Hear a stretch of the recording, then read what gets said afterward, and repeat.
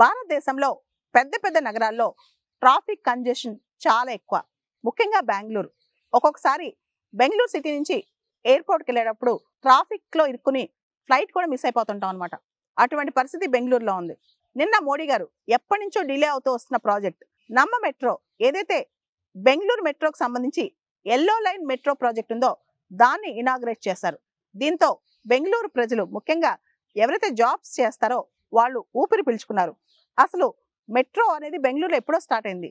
మెట్రోలో yellow line అంటే ఏంటి అనేది చాలా మంది ఆలోచిస్తున్నారు అనమాట. ఎల్లో లైన్ అంటే సిబిడిటి టెక్నాలజీ వాడతారు. Communication based train control signalling system అనమాట.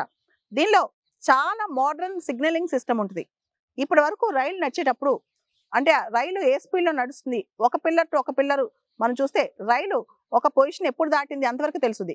కానీ ట్రైన్ యొక్క స్పీడ్, ఆ స్పీడ్లో ఆ లైవ్ లొకేషన్ అనేది ఎంత ఫాస్ట్గా ట్రైన్ వస్తుంది, ఏ లొకేషన్లో వస్తుంది, రియల్ టైం టెక్నాలజీ ద్వారా అన్ని విషయాలు మనకు తెలుస్తూ ఉంటాయి అనమాట. దానివల్ల ఏంటంటే ఇలా ఏ ట్రైన్ ఏ పొజిషన్లో ఉంది, ఎంత స్పీడ్గా వెళ్తుంది, ఇలాంటి లైవ్ ఇన్ఫర్మేషన్ ఇన్స్టెంట్గా రావటం వల్ల రైల్వే ఇన్ఫ్రాస్ట్రక్చర్ మెరుగుపడుతుంది. దానివల్ల రైల్ స్పీడ్ పెరుగుద్ది. దాంతోపాటు కొన్నిసార్లు రైల్స్ సిగ్నల్స్ దగ్గర వెయిటింగ్ పీరియడ్ తగ్గి ఎనర్జీ ఎఫిషియన్సీ కూడా పెరుగుద్ది అనమాట. ఇవన్నీ చూస్తే బెంగళూరులో కొన్ని ప్లేసెస్లో ఇప్పుడు మెట్రో ఎక్కితే 1.5 hours 2 hours పట్టే టైము ½ an hourలో ఆ ప్రాంతానికి వెళ్ళిపోవచ్చు అనమాట. ముఖ్యంగా బెంగళూరులో సిల్క్ బోర్డ్ జంక్షన్ ఇలాంటి ప్రాంతాల్లో ఉండే ట్రాఫిక్ కంజెషన్స్ అన్ని కూడా ఈ modern signalling system yellow line project ద్వారా మనం చాలా వరకు బెంగళూరు మెట్రోకి సంబంధించిన ప్రాబ్లమ్స్ క్లియర్ చేసుకోవచ్చు. సాధారణంగా మెట్రో రైల్ ప్రాజెక్ట్స్ లో ప్యాసింజర్ కన్వీనియన్స్ కోసం కలర్ కోడెడ్ సిస్టమ్ వాడతారనమాట. ఇప్పుడున్న సిగ్నలింగ్ సిస్టమ్ పేరు ఎల్లో లైన్ కోడెడ్ సిస్టమ్ అనమాట. దానిలో అధునాతన టెక్నాలజీ వాడారు. అదే సిబిటిసి, బెటర్ ఎనర్జీ ఎఫిషియన్సీ. దీనివల్ల బెంగళూరు లాంటి సిటీస్ లో ఐటీ ఎంప్లాయీస్ కావచ్చు, చాలా మంది ఒక ప్లేస్ నుంచి ఇంకో ప్లేస్ కి కమ్యూట్ అయ్యే వాళ్ళకి కూడా ఇది చాలా సులభమైన ట్రావెల్ అవుతుంది అనమాట.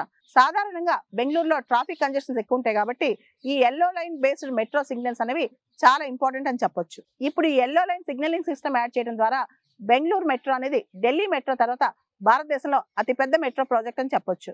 భారతదేశంలోని మెట్రోపాలిటన్ సిటీస్ లో మనకి ట్రాఫిక్ ప్రాబ్లమ్ కి సొల్యూషన్స్ చాలా అవసరం అనమాట. 2036 నాటికి ఇండియాలో పెద్ద పెద్ద పట్టణాల్లో, నగరాల్లోనే దాదాపు 600 million పాపులేషన్ ఉంటారంట. అంటే భారతదేశ జనాభాలో 40% పైన పట్టణాల్లోనే ఉంటారనమాట. సో వీళ్ళందరూ ఇలా పట్టణాలకు వచ్చిన తర్వాత ఆల్రెడీ కంజెషన్ గా ఉన్న సిటీస్, ముఖ్యంగా రోడ్ల మీదకి వస్తే ట్రాఫిక్ కంజెషన్ పెరుగుద్ది. కాబట్టి మనం metro, faster trains, local trains, తర్వాత బుల్లెట్ ట్రైన్స్, ఈ టెక్నాలజీస్ అన్ని కూడా సిటీస్ లో వాడాలి. త్వరలో ఎయిర్ ట్యాక్సీస్ కూడా రాబోతాయి భారతదేశంలో కూడా. ఎయిర్ ట్యాక్సీస్ అంటే అసలు మనం రోడ్డు మీద ప్రయాణం చేయకుండా సిటీస్ లోనే ఒక ప్లేస్ నుంచి ఒక ప్లేస్ కూడా ఎయిర్ ట్యాక్సీస్ వాడుకోవచ్చు అనమాట. ఆల్రెడీ జపాన్ ఈ టెక్నాలజీ వచ్చింది. భారతదేశంలో కూడా వచ్చే 5-10 సంవత్సరాల్లో ఎయిర్ ట్యాక్సీస్ కూడా వస్తాయి. బెంగళూరు సిటీ విషయానికి వస్తే 2011లో ఉన్న జనాభాకి ఈ రోజున డబుల్ అయింది అనమాట. అంటే రెట్టింపు అయింది. 2011లో ఎంతమంది జనాభా ఉన్నారో దానికి రెట్టింపు అయింది బెంగళూరు సిటీలో జనాభా ఈ రోజు. మరి ఇలాంటి కండిషన్ ఉన్నప్పుడు అక్కడ ట్రాఫిక్ కంజెషన్స్ కావచ్చు, వాటర్ స్కేర్సిటీ కావచ్చు, హౌసింగ్ స్కేర్సిటీ కావచ్చు, ఇలా చాలా ఛాలెంజెస్ వస్తున్నాయి బెంగళూరు సిటీలో. బెంగళూరులో ఈ ఎల్లో లైన్ మెట్రో కనుక స్టార్ట్ అయితే ఇది భవిష్యత్తులో డ్రైవర్లెస్ ట్రైన్ కూడా అయ్యే అవకాశం ఉంది.